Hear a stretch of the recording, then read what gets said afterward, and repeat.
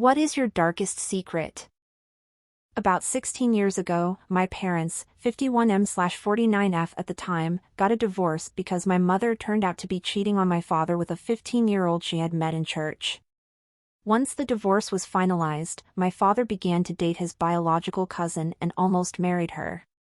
This is the TLDR version of what happened, but it was a whirlwind of WTF moments for about 3 years as everything came out. To this day, they act like nothing either of them did was wrong. WTF, so no charges of stat rape against your mother for the 15-year-old? Well, women can't be pedos, so it's okay. /S. If a guy did this, they could lynch him in public and nobody would care.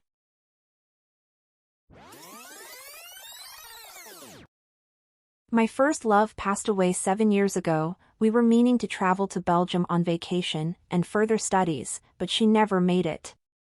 To this day, my parents don't know that I used the funds of the trip in her, unfortunately, last chemotherapy treatment. Later on, that was the reason for me to study and work in Belgium for a couple of years, carrying on the dream we had together, even though I was broke both financially and emotionally. Edit, just to clarify, because someone already pointed out it could be ambiguous. Instead of investing the money for the trip to Belgium, it was used for chemotherapy. My parents never knew she died, but believed we broke up. Which is why they never understood my roller coaster of emotions while abroad. But hey, all things considered, let's just take time in our lives to celebrate the positive and reasons to keep on living. No reason to dwell in the past. My condolences, man, I hope you recover. Thank you, I really appreciate it. I can already speak about it without pain. It was rough, but life finds a way. Now I just celebrate the beautiful moments that happened, learn from it and continue pushing forward.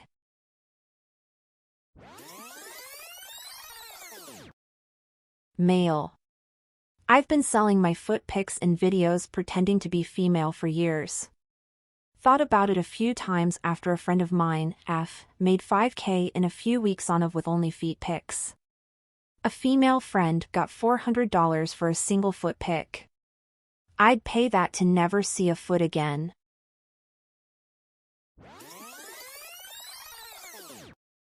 No one outside of my family knows that my dad went to prison for being a pedo.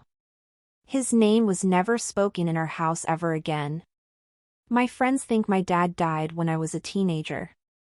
In a way, he did. To everyone who knew him. I'm sorry to hear that. Before everyone found out, what was he like before that? Did he seem mean, or did he seem nice and trustworthy until everyone felt betrayal from him? I had a good friend who went to prison for much the same. Haven't seen him since, and we're both going to be at the same social event in a month. Likely, at the same table. Still thinking of how to best approach that one. Just make sure your name card has your age on it.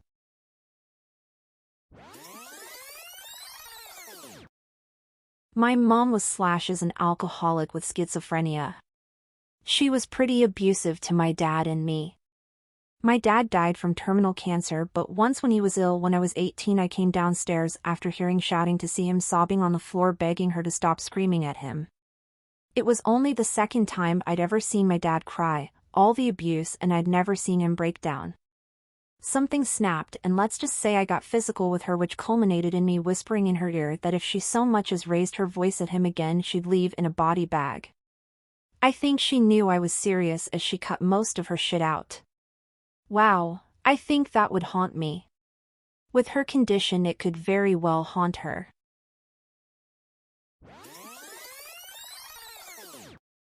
One summer, I fell in love with my cousin when I was 13 and she was 14. During her visit, she kissed me. I said we couldn't do that again and she agreed.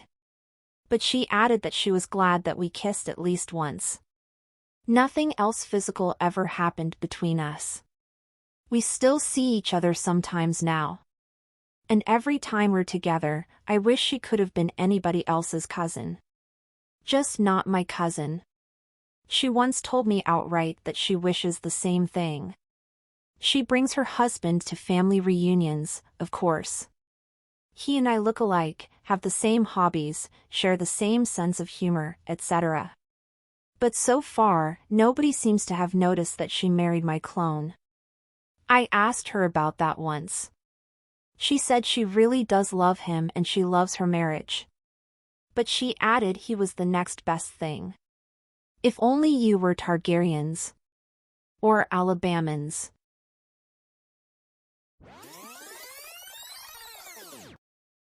TLDR, I have had an imaginary girlfriend who I created at age 14 as a result of a series of trauma-induced psychotic breaks who I still see when I get stressed or sad or lonely. At the age of 14, during what I would later come to find was a series of psychotic breaks, I hallucinated having a best friend named Morgan Gamble, who I met whilst reading alone at my neighborhood library. Over the course of 2 years, I would create an alternative narrative to reality in which she and I hung out and generally did stupid 14-year-old stuff together. When we moved to my parents' next posting, we said we would write to each other. I sent letters every week for half a year, got nothing in response, because of course I didn't, and stopped writing. About 5 to 6 years later, I'm in college and at the recommendation of a friend, I start seeing a therapist, and we start dredging up past traumas and scrubbing away at the scabs in the hope of getting me to stop having a panic attack every time I smell bacon, burning hair, or hear a loud sudden noise. We dig deep, I cry a lot, develop a brief alcohol addiction, the usual. We come to happy moments, and I mention Morgan and how knowing her and having her friendship helped keep me from going off the rails. I try to reconnect with her, and eventually, through a few months of picking and prodding, reality seeps in and I realize that I was a fucking wreck. Which therapy helped, thankfully. I've never told anyone, other than my therapist, this. When I get stressed or am having a very bad time, Morgan shows up, looking the same as she did over 2 decades ago. I'm kind of hoping I'll always have her to talk to. Wow. That's incredibly intense. Glad you've got her for an outlet. What is your therapist's opinion on her? Positive/negative?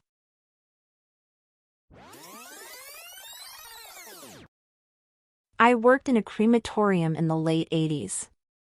We had a shelf in the back that we stored cheap plastic urns on. One night as I was sitting and waiting for one cremation to finish, there was a loud crash that scared the S out of me. When I went back to look, the shelf had collapsed. I ended up just scooping the ashes back into the containers but never told anyone about it. You probably just created like 20 haunted houses wherever those mixed up urns went. Partial ghosts running about, crashing into each other, knocking shit over while they try to piece themselves back together.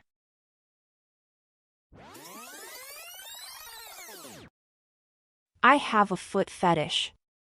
I really want to explain what it's like because to me it's not fucking fun at all. Think of a foot with a sock on like seeing a girl with a bikini on. It's nice, but you don't get to see everything. With shoes on, they're basically fully clothed. Now when the sock's off, it's comparable to see a girl naked. That's how arousing it is.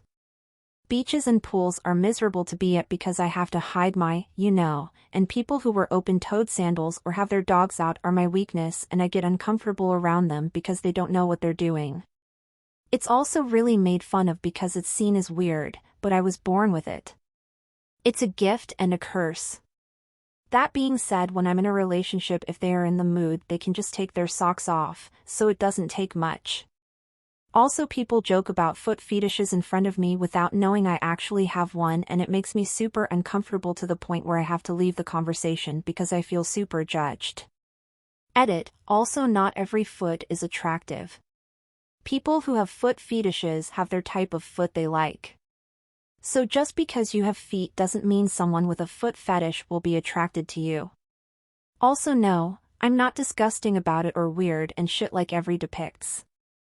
I'm a normal fucking human being just like you.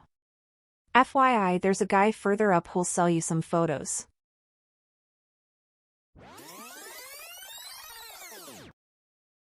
I'm a guy and I enjoy wearing ladies' underwear. I'm the opposite. You're ladies' underwear and you enjoy wearing men? They were made for each other.